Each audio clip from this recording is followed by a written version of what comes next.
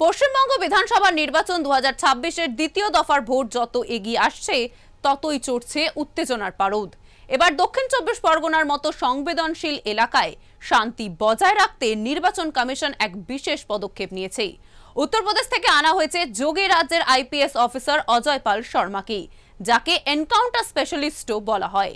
বাংলায় পা দিয়েই এই পুলিশ পর্যবেক্ষক নিজের কড়া মেজাজ বুঝিয়ে দিয়েছেন।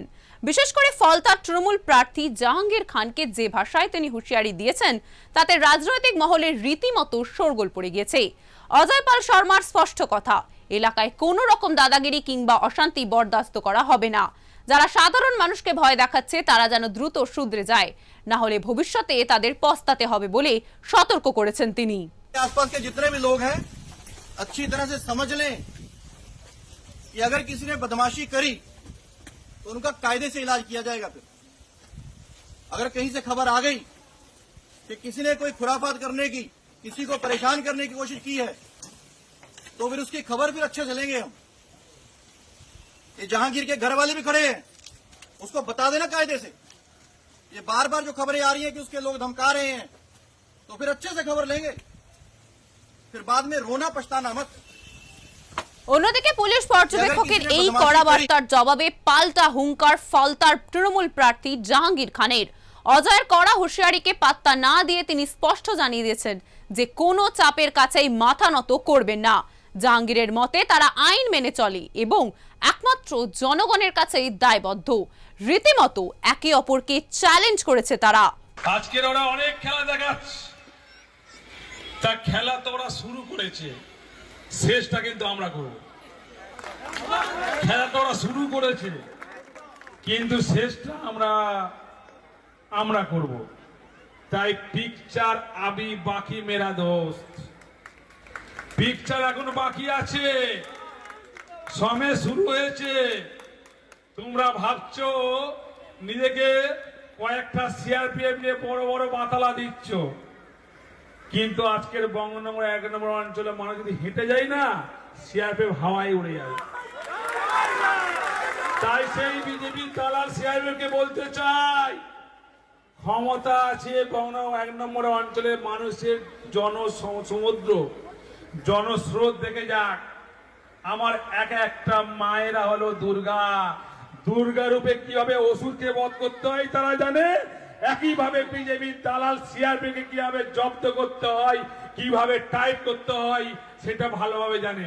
তাই মায়েরা যখন সঙ্গে আছে আমার বিশ্বাস। এই মন্তব্যকে কেন্দ্র করে তৃণমূল ও নির্বাচন কমিশনের পর্যবেক্ষকের মধ্যে সংঘাত এখন চরমে। এদিকে অজয় পাল শর্মাকে বাংলায় নিয়োগ করা নিয়ে বড়সড় প্রশ্ন তুলছে তৃণমূল কংগ্রেস। তাদের দাবি উত্তরপ্রদেশের এই অফিসারের অতীত মোটেও স্বচ্ছ নয়।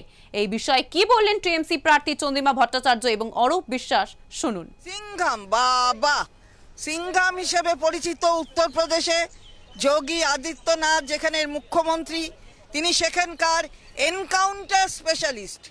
আমি তো বুঝে পাই না যে এনকাউন্টারের মানে কি, কখন এনকাউন্টার হয়, মানে তার মানে কি যা যা জেলে বন্দি থাকে তাদের বার করে দিয়ে তারপরে তাকে মারা, আসলে মারাটাই, খুন করাটাই তাদের হিসেবের মধ্যে পড়ে বলে তখন এনকাউন্টারের নামে এইসব হয়। তাকে পাঠিয়ে দেওয়া হয়েছে এখানে দক্ষিণ 24 পরগনার পুলিশ অবজারভার হিসেবে। তো সিংঘাম টিংঘাম যেখানে আছেন সেখানে থাকুন, কিন্তু এখানে এসে যেটা করছেন এ অবৈধ, এটা যে কাজ করছেন আপনি, এটার বিরুদ্ধে আমরা তৃণমূল কংগ্রেসের পক্ষ থেকে প্রতিবাদ জানাচ্ছি। একটা প্রার্থী তার বাড়ি চলে যাচ্ছেন, আচ্ছা কোনো পুলিশ অফিসার কি রেড করতে পারে? কোনো পুলিশ অফিসার কি কোনো মহিলাদের, তারা বাড়িতে কোনো পুরুষ নেই সেখানে ঢুকে রেড করে তাকে ব্যতিব্যস্ত করতে পারে? এটা কি কোনো পুলিশ অফিসারের কাজ?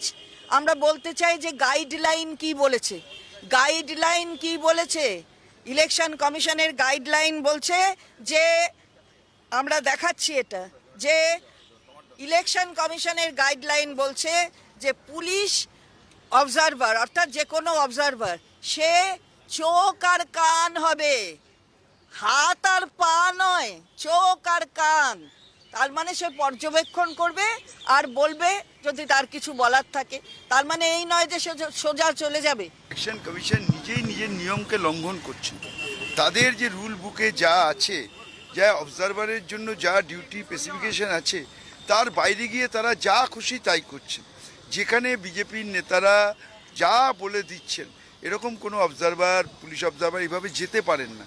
এটা ইলেকশন কমিশনের যে নিয়ম তার পরিপন্থী, কিন্তু তারা কোনো নিয়ম কানুনই মানছেন না।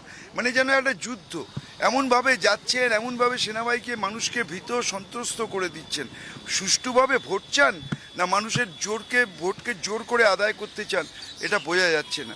Election commission free and fair election চাইছেন না, তারা জোর করে ভয় দেখিয়ে মানুষকে ভীত সন্ত্রস্ত করতে চাইছেন।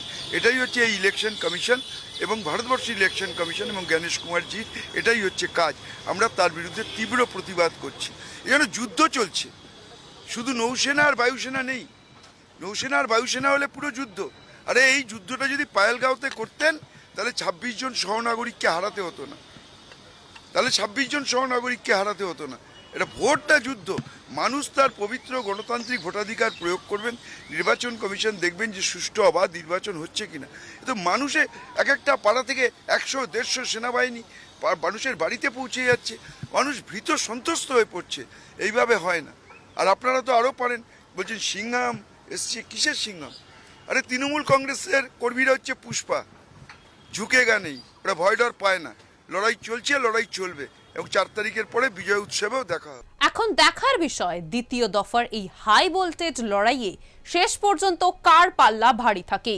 কমিশনের কড়া নজরদারি নাকি রাজনৈতিক দলের পাল্টা প্রতিরোধ? দেখতে থাকুন সুদর্শন বাংলা। জয় হিন্দ।